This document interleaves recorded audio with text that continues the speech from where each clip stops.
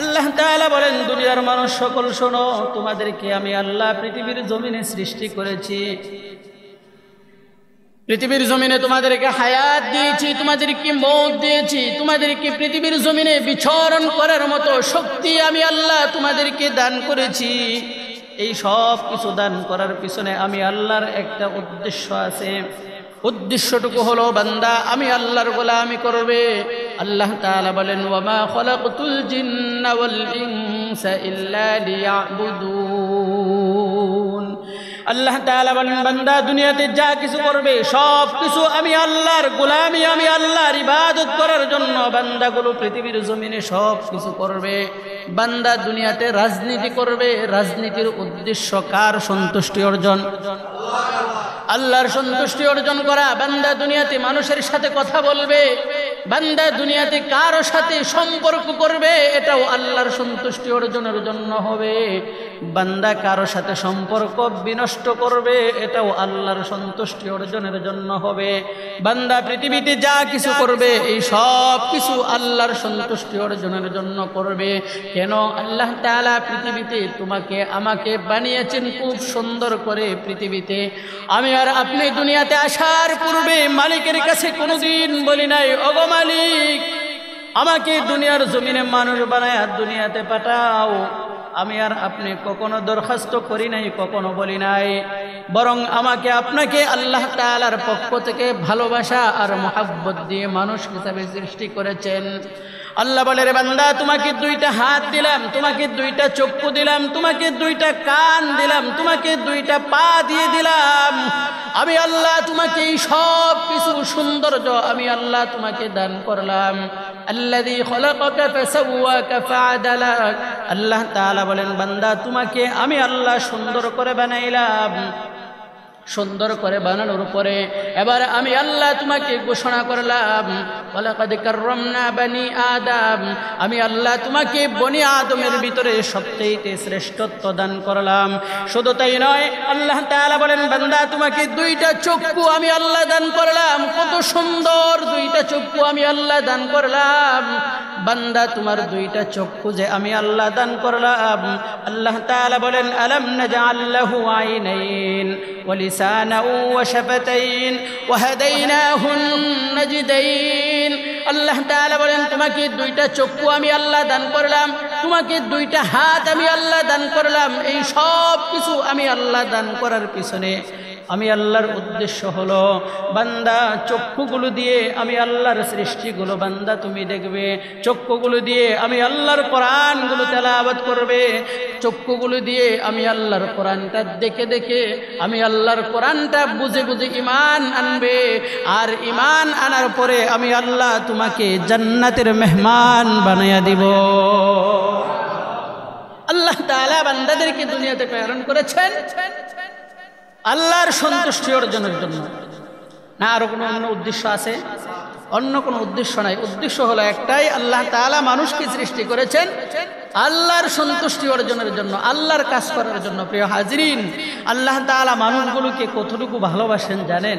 পৃথিবীতে আল্লাহ তাআলা মানব জাতিকে সৃষ্টি করার পরে আল্লাহ তাআলা পৃথিবীতে মানব এবং জিন ইনসান বাদে পৃথিবীতে যত মাখলুক পৃথিবীতে আল্লাহ তাআলা সৃষ্টি করেছেন, প্রেরণ করেছেন, এই সব কিছু সৃষ্টিগুলোকে আল্লাহ তাআলা মানুষের বাদ্য বানায়া পৃথিবীতে প্রেরণ করেছেন। পৃথিবীতে দেখবেন আপনি মানুষগুলোকে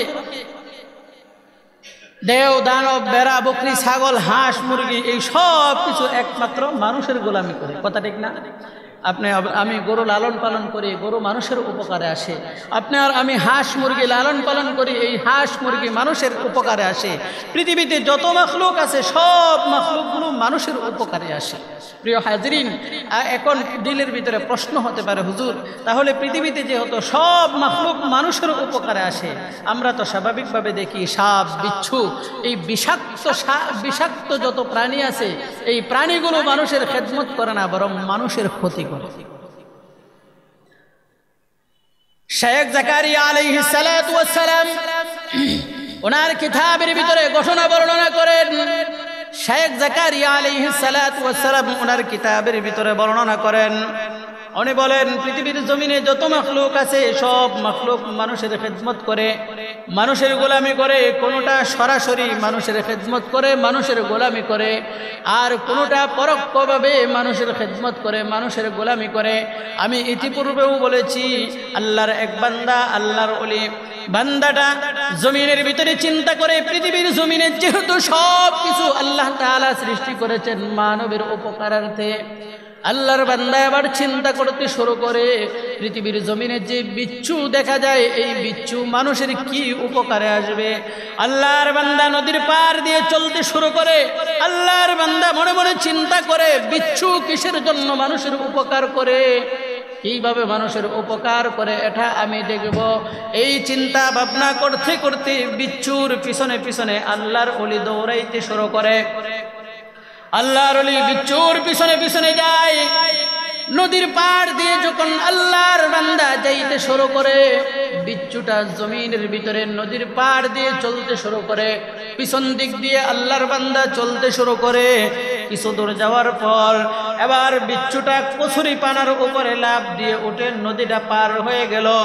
আল্লাহর বান্দা চিন্তা করতে শুরু করলো, এই নদী পার হওয়ার জন্য আল্লাহ তাআলা এই বিচ্ছুর নৌকা স্বরূপ বানিয়েছেন কচুরি পানাকে। আমি কিভাবে পার হব? নৌকা দিয়ে আল্লাহর বান্দা পার হয়ে গেল। পিছন দিকে যাইতে শুরু করে, কিছু দূর যাওয়ার পরে হঠাৎ করে তাকায় দেখে আল্লাহর এক বান্দা নদীর পারে শুয়ে আছে। আল্লাহর বান্দা কাজ করতে করতে ক্লান্ত অবস্থায় নদীর পাড়ের ভিতরে শুয়ে আছে।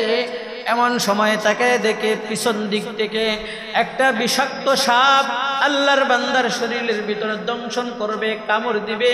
এই অবস্থার ভিতরে বিচ্ছুটা লাফ দিয়ে গিয়ে ওই বিষাক্ত সাপের উপরে, বিষাক্ত সাপের মাথার ভিতরে এত সুন্দর করে এমনভাবে একটা কামড় বসায় দিল।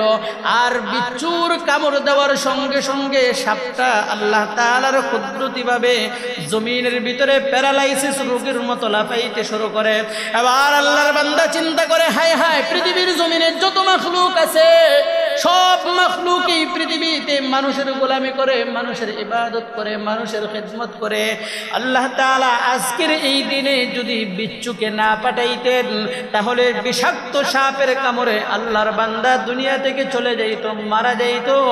ওই বিষাক্ত সাপকে পৃথিবীর জমিনে মারার জন্য আল্লাহ তাআলা এই পৃথিবীতে এই বিচ্ছুকে বানিয়েছেন। তার মানে আল্লাহর বান্দা শেখ জাকারিয়া আলাইহিস সালাতু ওয়াস সালাম বলতে শুরু করলেন, পৃথিবীর জমিনে যত মাখলুক আছে একমাত্র মানুষের গোলামি করে সব মাখলুকগুলো। কথা ঠিক না? পৃথিবীতে যা কিছু আছে সব কার গোলামি করে? মানুষের গোলামি করে। আর জিন এবং ইনসান শুধুমাত্র আল্লাহর গোলামির জন্য পৃথিবীতে আল্লাহ তাআলা প্রেরণ করেছেন, সৃষ্টি করেছেন। প্রিয় হাজিরিন, যাদের সামনে ফাঁকা জায়গা আছে আমরা সামনে জায়গাগুলো পূরণ করেন। ওই যে সামনে জায়গাগুলো খালি রাখছেন, সামনে আসেন, সামনে আসেন, সামনের জায়গাগুলো পূরণ করে তারপরে পেছনে বসেন।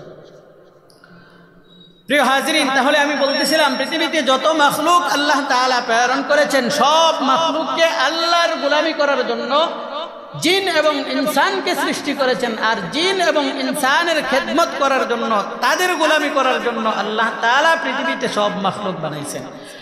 এজন্য আল্লাহ তাআলা বলেন, আলাম নাজআল লাহু আইনাইন ওয়া লিসানান ওয়া শাফাতাইন ওয়া হাদাইনাহুন নাজদাইন। আল্লাহ তাআলা বলেন, বান্দা তোমাকে দুইটা চক্ষু আমি আল্লাহ দান করলাম, তোমাকে দুইটা কান আমি আল্লাহ দান করলাম, তোমাকে দুইটা হাত আমি আল্লাহ দান করলাম। ও বান্দা, তোমার এই চক্ষুগুলো দিয়ে তুমি গুনাহের কাজ করো, তোমার এই চক্ষুগুলো দিয়ে তুমি মোবাইলে গুনাহের কাজ করো, তোমার চক্ষুগুলো দিয়ে তুমি জমিনের ভিতরে গুনাহ সংগঠিত করাইতেছ।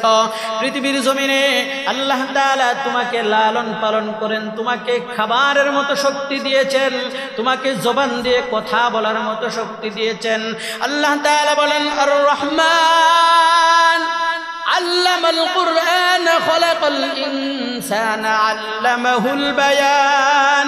আল্লাহ তাআলা বলেন, আমি আল্লাহ এমন রহমান, আমি আল্লাহ এমন রহমান, আল্লামাল কুরআন, মানুষকে কোরআন শিক্ষা দিলাম হলো আমি আল্লাহ। বলেন সুবহানাল্লাহ। কোরআন শিক্ষা দিয়েছেন তিনি কে? আল্লাহ তাআলা বলেন আমি আল্লাহ এমন আল্লাহ যিনি মানুষকে কোরআন শিক্ষা দিলেন, খলাকাল ইনসান, তারপরে মানুষগুলোকে পৃথিবীর জমিনে সৃষ্টি করলেন। পৃথিবীর জমিনে আমরা স্বাভাবিকভাবে দেখতে পারি মানুষ দুনিয়াতে আগমন করেছে আগে, তারপরে কোরআন শিক্ষা গ্রহণ করেছেন। কিন্তু আল্লাহ বলে রে বান্দা, পৃথিবীতে আমি আল্লাহ মানুষগুলোকে সৃষ্টি করলাম, কিন্তু সৃষ্টিগত মানুষের দাম আমি আল্লাহর কাছে নাই। আমি আল্লাহর কাছে গুণগত মানুষের দামই হলো সবচাইতে বেশি। আল্লাহ তাআলার কাছে সৃষ্টিগত মানুষের দাম নাই, সৃষ্টিগত মানুষের দাম নাই, আল্লাহ তাআলার কাছে দাম হলো গুণগত মানুষের দান।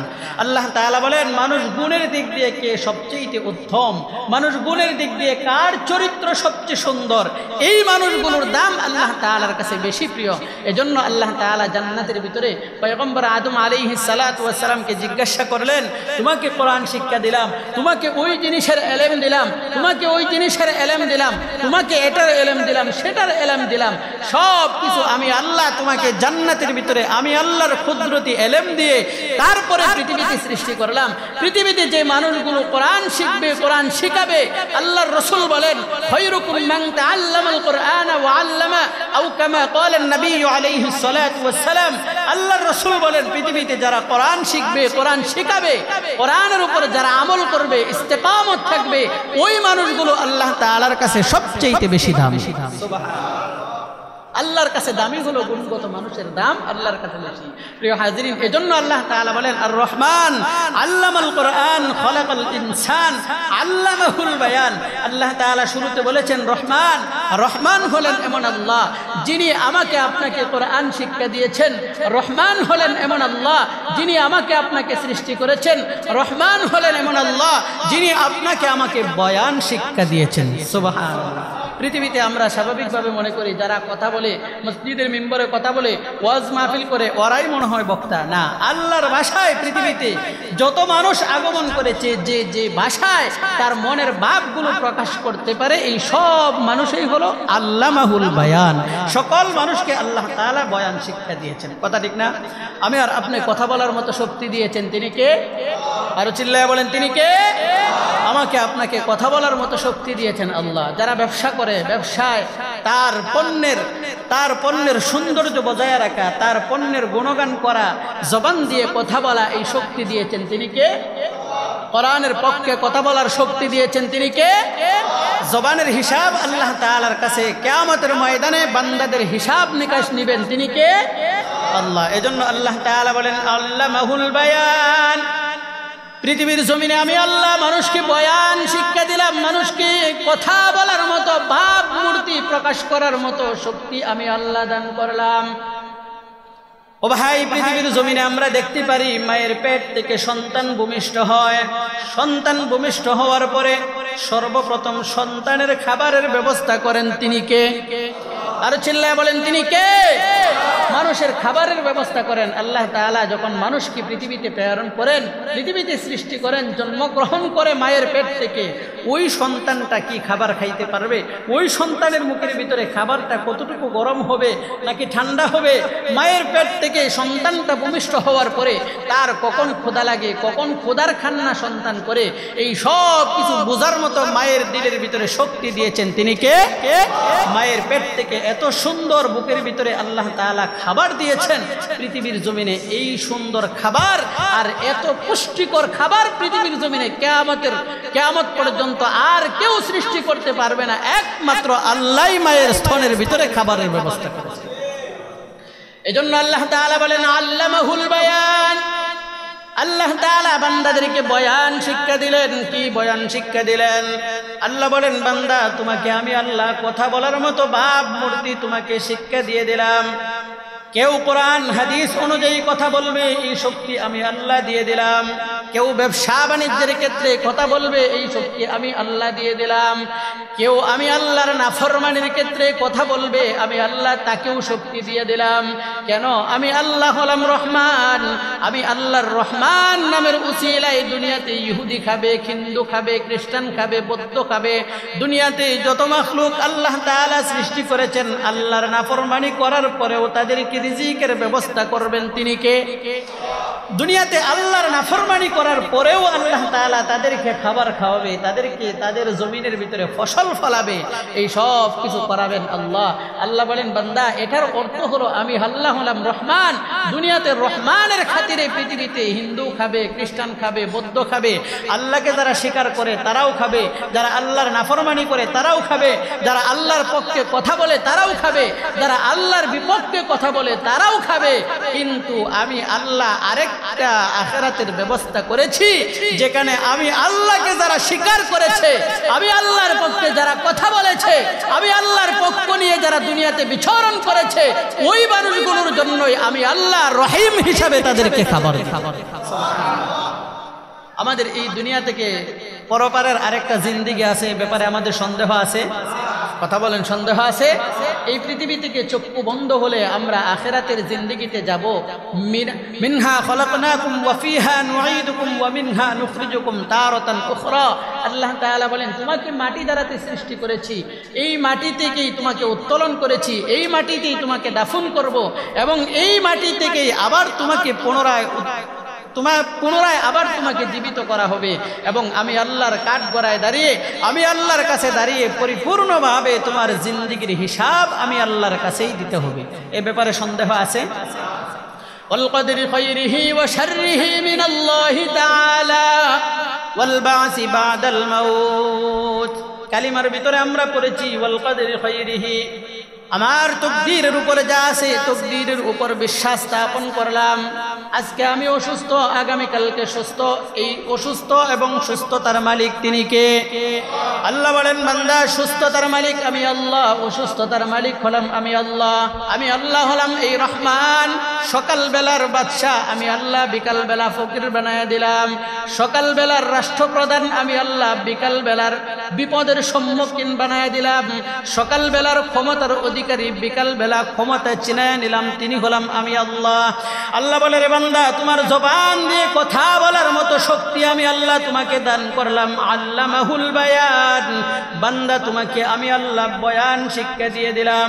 পৃথিবীতে যে মানুষগুলো ব্যবসা করবে, ব্যবসার পণ্যগুলো তাদের সামনে উপস্থাপনা করার শক্তি আমি আল্লাহ তাদেরকে দিয়ে দিলাম। আল্লাহ তাআলা বলেন পৃথিবীর জমিনে যত নবী আম্বিয়া আলাইহিস সালাতু ওয়াস সালাম পৃথিবীতে আগমন করেছেন, এই সব নবীদেরকে পৃথিবীতে তাদের পরিবার পরিজন পরিচালনা করার জন্য আল্লাহ তাআলা ব্যবসাকে হালাল করে দিয়েছেন। আল্লাহ তাআলা বলেন ওয়া আহাল্লাল্লাহুল বাই'a ওয়া হাররামার রিবা। আল্লাহ তাআলা বলেন আমি আল্লাহ ব্যবসাকে হালাল করেছি এবং সুদকে আমি আল্লাহ হারাম করে দিয়েছি। বলেন সুবহানাল্লাহ। সুদকে হারাম করেছেন তিনি কে? বলেন সুদ হালাল না হারাম? কথা বলেন সুদ হালাল না হারাম? আজকে সমাজের ভিতরে সুদ মানুষের রক্তের সাথে সম্পৃক্ত হয়েছে। সুদ আর ঘুষ এইটা মানুষের রক্তের সাথে এত পরিমাণ সম্পর্ক হয়েছে, মানুষ যাচাই বাছাই করলে মসজিদের ভিতরে এসে নামাজ আদায় করতেছে, তসবিহ পড়তেছে, চিল্লা দিতেছে, তাবলীগ করতেছে, হজ করতেছে, সব ঠিক আছে, কিন্তু সুদের সাথে তার সম্পর্ক আছে না নাই? অথচ আল্লাহ তাআলা বলেন বান্দার দোয়া কবুল হওয়ার জন্য সর্বপ্রথম শর্ত হলো বান্দার রিজিক হতে হবে পরিপূর্ণ, পবিত্র এবং হালাল। আল্লাহ তাআলা বলেন ওয়া আহাল্লাল্লাহুল বাই'a ওয়া হাররামার রিবা। আল্লাহ তাআলা বান্দাদেরকে ব্যবসাকে হালাল করেছেন আর সুদকে হারাম করে দিয়েছেন। আমরা সমাজের ভিতরে এমন অবস্থা, কোনো একটা ছেলে যদি উচ্চ শিক্ষিত হওয়ার পরে ব্যবসা বাণিজ্যের সাথে সম্পৃক্ত হয়ে যায়, তাহলে সমাজ তাদেরকে ঘৃণা করতে থাকে। এতটুকু লেখাপড়া করার পরেও সে ব্যবসার সাথে সম্মুখীন হলো, বলে কি বলে না? কথা বলেন, বলে না? মানুষ বলে, তিরস্কার করতে থাকে। অথচ ব্যবসাটাকে হালাল করেছেন আল্লাহ, সুদকে হারাম করেছেন। অথচ তার প্রতিবেশী আরেকজন মানুষ, সে শিক্ষায় শিক্ষিত হয়ে সুন্দর একটা ইন্স্যুরেন্স করে সুদের জন্য একটা ব্যবস্থা করেছে, মানুষকে সুদ আদান প্রদান করছে, তাকে মানুষ বাহাবা দিচ্ছে। কথা বলেন, কথা ঠিক না? অথচ আল্লাহ তাআলা বলেন সুদ হারাম আর ব্যবসাকে হালাল করেছেন। ও ভাই, ব্যবসা যারা করবে, যদি সততা ব্যবসা করতে পারে, পৃথিবীতে যত নবী আম্বিয়া আলাইহিস সালাতু ওয়াস সালাম আগমন করেছেন, সমস্ত নবী আম্বিয়া আলাইহিস সালাতু ওয়াস সালাম তারা ব্যবসা করেছেন এবং ব্যবসাকে আল্লাহ তাআলা এত সুন্দর হালাল করেছেন। এই ব্যবসার সাথে যাদের সম্পর্ক থাকবে, যারা হালালকে হালাল বলে ব্যবসা করবে, হারামকে হারাম জেনে ব্যবসা বাণিজ্যগুলো করবে, তাদের জন্য 4টা পুরস্কারের কথা রাসূল ঘোষণা করে দিয়েছেন। বলেন সুবহানাল্লাহ। আল্লাহর রাসূল বলেন আত-তাজিরু সাদুকুল আমিন মা'আন নাবিয়্যিন ওয়াস-সিদ্দিকিন ওয়াশ-শুহাদা'i ওয়াস-সালিহিন। ব্যবসায়িকদের জন্য আল্লাহর রাসূল 4টা সুসংবাদের কথা বর্ণনা করেছেন। পৃথিবীতে যত নবী আম্বিয়া আলাইহিস সালাতু ওয়াস সালাম আগমন করেছেন, সমস্ত নবীরা ব্যবসা করেছেন। এই ব্যবসায়িকদের জন্য 4টা সুসংবাদের কথা আল্লাহর রাসূল বর্ণনা করেন। 1 নম্বর হলো আত-তাজিরু সাদুকুল আমিন মা'আন নাবিয়্যিন ওয়াস-সিদ্দিকিন ওয়াশ-শুহাদা ওয়াস-সালিহিন। আল্লাহর রাসূল বলেন পৃথিবীর জমিনে যে সমস্ত মানুষগুলো ব্যবসা বাণিজ্য করবে, ওজনে বান্দাদেরকে কম দিবে না, ব্যবসা ক্রেতাদের উপরে জুলুম করবে না, ব্যবসা যতটুকু করার দরকার ইনসাফ অনুযায়ী ব্যবসা করবে, সুন্নত মনে করে বান্দাগুলো যখন ব্যবসা করবে। আল্লাহর রাসূল বলেন 1 নম্বর হলো হালাল ব্যবসাগুলো বান্দাগুলো যখন করবে, ওই ব্যবসায়ীদের জন্য 1 নম্বর সুসংবাদ হলো পৃথিবীর জমিনে সুন্নত তরিকায় ব্যবসা করে যখন বান্দাটা মারা যাবে, চক্ষুগুলো যখন বন্ধ হয়ে যাবে, আল্লাহর রাসূল বলেন ওই বান্দার সাথে হাসর নাসর হবে নবীদের সঙ্গে। 1 নম্বর হলো নবীদের সাথে তাদের হাসর নাসর হবে। আল্লাহর রাসূল বলেন আত-তাজিরু সাদুকুল আমিন মা'আন নাবিয়্যিন। 1 নম্বর হলো বান্দাগুলো যখন হালালকে হালাল মনে করে, হারামকে হারাম মনে করে বান্দাগুলো যখন ব্যবসা বাণিজ্যগুলো করবে, এই ব্যবসা বাণিজ্য করার পরে 1 নম্বর হলো নবীদের সঙ্গে তাদের হাসর নাসর হবে। 2 নম্বর আল্লাহর রাসূল বলেন ওয়াশ-শুহাদা। 2 নম্বর হলো যে সমস্ত মানুষগুলো আল্লাহর রাস্তায় জীবন দিয়েছে, আল্লাহর রাস্তায় তাদের জীবনটাকে বিলীন করে দিয়েছে, ওই মানুষগুলোর সাথে আল্লাহর রাসূল বলেন তাদের শহীদদের সঙ্গে ব্যবসায়ীদের হাসর নাসর হবে। 3 নম্বর আল্লাহর রাসূল বলেন ওয়াশ-শুহাদা ওয়াস-সালিহিন। আল্লাহর রাসূল বলেন 1 নম্বর হলো আত-তাজিরু সাদুকুল আমিন মা'আন নাবিয়্যিন ওয়াস-সিদ্দিকিন। 2 নম্বর হলো সত্যবাদীদের সঙ্গে ব্যবসা করবে, সত্যবাদীদের সঙ্গে হাসর নাসর হবে। 3 নম্বর হলো শহীদদের সঙ্গে হাসর নাসর হবে। 3 নম্বর হলো আল্লাহর রাসূল বলেন ওই মানুষগুলো যারা দুনিয়াতে হালালকে হালাল মেনে হারামকে হারাম মেনে ব্যবসা বাণিজ্যগুলো করবে, যে সমস্ত মানুষগুলোর উপর আল্লাহর রাসূল সন্তুষ্ট হয়েছে, সলিহিনদের সাথে আল্লাহ তাআলা হাসর নাসর করায়া তাদেরকে জান্নাতে পৌঁছায়া দিবে। ওই ব্যবসায়ীদেরকে 4 ঘোষণা আল্লাহর রাসূল দিয়েছেন। ব্যবসা করবে হালাল ভাবে, না মানুষের উপর জুলুম করবে? কথা বলেন, জুলুম করবে না হালাল করবে? ইনসাফ অনুযায়ী ব্যবসা বাণিজ্য করবে। ইনসাফ অনুযায়ী ব্যবসা বাণিজ্য করার পরে আল্লাহর রাসূল বলেন তাদের জন্য সুসংবাদ হলো 4টা। ওই 4 ব্যক্তিদের সাথে আপনার আমার যদি হাসর নাসর হয়, তাহলে আমার আপনার কোনো ভয় আছে? কথা বলেন, কোনো ভয় আছে? কোনো ভয় নাই। আপনার আমার কোনো চিন্তাও থাকবে না ওই দিন। আর আমরা এদের সাথে হাসর নাসর হওয়ার জন্য আমরা নামাজের ভিতরে প্রতিদিন দাঁড়ায়া নামাজের ভিতরে সর্ব অবস্থায় তেলাওয়াত করি ইহদিনাস সিরাতাল মুস্তাকিম সিরাতাল লাযিনা আন'আমতা আলাইহিম। নামাজের ভিতরে যখন দাঁড়াইলাম, নামাজের ভিতরে দাঁড়ায়া তেলাওয়াত করি ইহদিনাস সিরাতাল মুস্তাকিম, আমাকে সিরাতে মুস্তাকিমের উপর চলার তৌফিক দান করেন। আল্লাহর কাছে সব সময় দোয়া করি সিরাতাল লাযিনা আন'আমতা আলাইহিম, যে সমস্ত মানুষের উপর আপনি সন্তুষ্ট হয়েছেন এবং যে সমস্ত মানুষ আপনার উপর সন্তুষ্ট হয়েছে, ওই সমস্ত মানুষদের প্রতি আমাদেরকে চলার, আমাদের সাথে হাসর নাসর করার, তাদের রাস্তার উপর চলার আমাদেরকে তৌফিক দান করেন। আমি আর আপনি নামাজের ভিতরে দাঁড়ায়া টিকেই তেলাওয়াত করলাম, নামাজের ভিতরে দাঁড়ায়া টিকেই আল্লাহর কাছে দোয়া করলাম, কিন্তু ব্যবসার ভিতরে গিয়ে ক্রেতাদের উপরে জুলুম করতে থাকি। আছে না নাই? কথা বলেন, আছে না? ব্যবসার ভিতরে গিয়ে জুলুম করতে থাকি। এজন্য আল্লাহ তাআলা বলেন আপনার আমার জান মাল ইজ্জত সম্মান এই সব কিছু দান করেছেন তিনি কে? আপনার আমার এই 3.5 হাত বডির ভিতরে যা কিছু দরকার, চোখ যে জায়গায় দরকার এই চোখটা সে জায়গায় দিয়েছেন তিনি কে? আল্লাহ তাআলা যদি আপনার আমার চক্ষুগুলো সামনে না দিয়ে পিছনে দিতেন, আপনার আমার সৌন্দর্য থাকতো? কথা বলেন, সৌন্দর্য থাকতো? সৌন্দর্য থাকতো না। আল্লাহ আপনার আমার নাকটাকে এখানে না দিয়ে যদি অন্য কোথাও দিতেন, সৌন্দর্য থাকতো না। ও ভাই, পৃথিবীতে আল্লাহ তাআলা আপনাকে আমাকে এত আদর করে, এত সুন্দর করে, এত মহব্বত করে আর এত ভালোবাসা আপনাকে আমাকে সৃষ্টি করেছেন, কিন্তু আর আপনি আর আমি আল্লাহর নাফরমানিতে সব সময় লিপ্ত আছি। পৃথিবীতে দেখেন স্বাভাবিক একটা প্রাণী কুকুর, যে কুকুরকে যদি কোনো মালিক 3 বেলা ঠিকমতো খাবার দেয়, তাহলে এই কুকুর মালিক যেখানেই যায় কুকুর সেখানেই মালিকের পিছনে পিছনে দৌড়ায়। কথা ঠিক না? মালিক যেখানেই যায় সেখানেই মালিকের পিছনে পিছনে দৌড়ায়। অথচ এই কুকুরকে মানুষ বানায় নাই, কুকুরকে বানাইছেন তিনি কে? আল্লাহ। কুকুরকে মানুষ বানানোর পরে, আল্লাহ বানানোর পরেও কুকুরকে 3 বেলা খাবার মুখের ভিতরে পৌঁছায় দেওয়ার কারণে আর এই কুকুরটা মালিকের কথা 24 ঘন্টা মানতে থাকে। কিন্তু নাফরমান হলো ওই সমস্ত মানুষগুলো যাদেরকে আল্লাহ তাআলা সৃষ্টি করেছেন, খাবারের ব্যবস্থা করেছেন, সুন্দর চক্ষু দিয়েছেন, হাত দিয়েছেন, পা দিয়েছেন, সব কিছু দেওয়ার পরেও ওই বান্দাগুলো সব সময় আল্লাহর নাফরমানিতে ব্যস্ত। আল্লাহর হুকুম আহকামগুলো বান্দাগুলো মানে না, আল্লাহর হুকুম আহকামগুলো বান্দাগুলো মানে না। আল্লাহর নাফরমানির যত কাজ আছে সব কাজগুলো নাফরমানির সাথে সম্পৃক্ত আছে। নাফরমানি যেও কিছু মানুষ আছে যারা নাফরমানি না করলেও মসজিদে নামাজ আদায় করে, মসজিদে নামাজ করে, রোজা করে, সব কিছু ঠিকঠাক আছে, কিন্তু কোরআনের কিছু অংশ মানে, আবার কিছু অংশ মানে না। আছে না নাই মানুষ? কথা বলেন, আছে না? আছে, অভাব নাই। কোরআনের কিছু অংশ মানে, কিছু অংশ মানে না। অথচ আল্লাহ তাআলা রাসূল করিম সাল্লাল্লাহু আলাইহি ওয়াসাল্লামের মাধ্যমে জানিয়েছেন, আল ইয়াউমা আকমালতু লাকুম দীনাকুম ওয়া আতমামতু আলাইকুম নি'মাতি ওয়া রাদিতু লাকুমুল ইসলাম দীনা। আমাদের মাঝে আল্লাহর রাসূল, আল্লাহ তাআলা রাসূলের মাধ্যমে দ্বীনকে পরিপূর্ণ করে আপনার আমার সামনে উপস্থাপন করেছেন।